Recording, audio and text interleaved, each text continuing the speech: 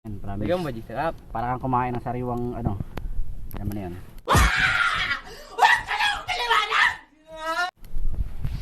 Para kang kumain ng sariwang lukan. Hindi pa expect.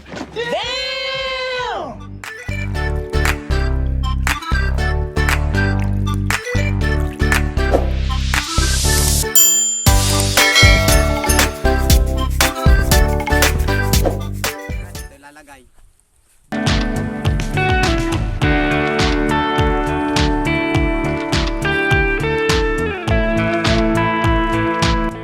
So ayun na nga mga kabangon, nandito po tayo sa barangay Bagong Pook.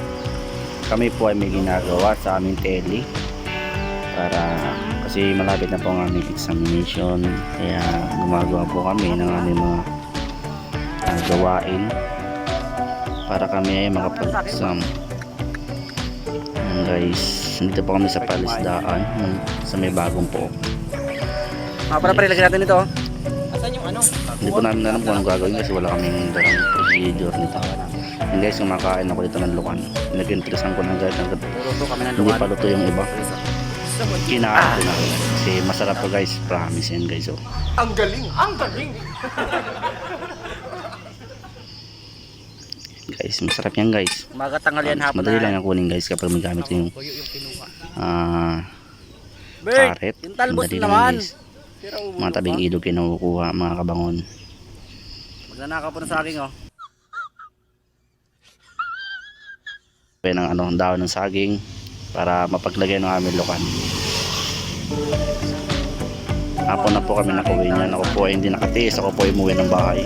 Mga kabangon at ako'y kumain. Iniwan ko po sila dyan. So tawan-tawa pa siya, oh.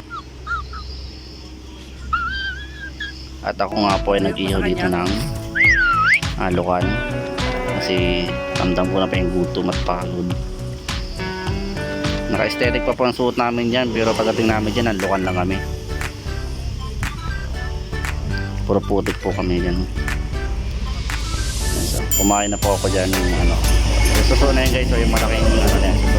Hindi ko alam kung anong tawag sa inyo, pero ang tawag sa amin niya dito bagungon. Nakukuha yun sa mga palisdaan, kalimitan niya. Kaya kapasin ko yung lukan ay medyo okay na. Parang luto na, pero baigayin natin yung tubig para masarap. Yan. Parang tanga lang, no? And guys, welcome sa aking bagong channel sa Facebook, YouTube, TikTok. Papalo na lang ako mga kabangon. Kasi simula pa lang po ako sa pagbablog. Sana po ay supportahan nyo po ang aking munting channel. Ginagaya ko pa dyan si Kuya Pats. Ginagaya ko yung mga tricks niya kung paano mag video. Guys, so hindi po madali yung kasama ko at lagi na binuksan yung taklog. Wag. Wag. Wag. Wag. Wag. Wag. Huwag mong subukan. Masisira ang buhay mo.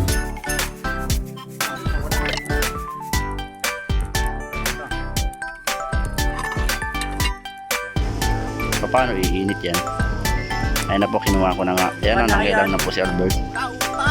Yung mga kabangon na nangailam na. Yung pang sandok dun sa aming niluluto, sinasandok dun sa madumi.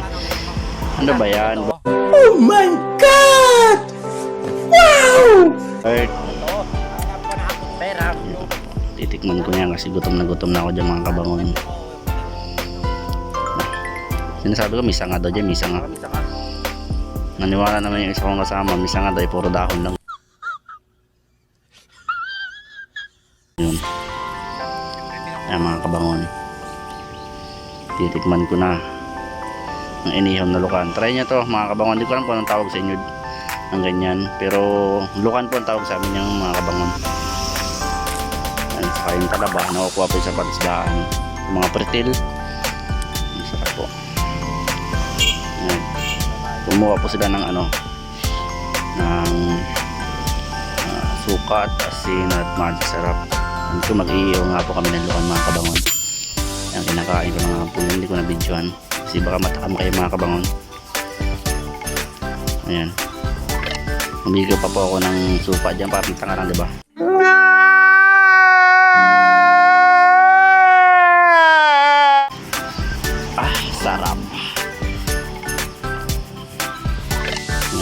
ba kayo mga kabangon? Manguha lang po kayo sa mga tabing ilog, ng mga palisdaan. Madali lang manguha niya mga kabangon. Basta meron kayong garit.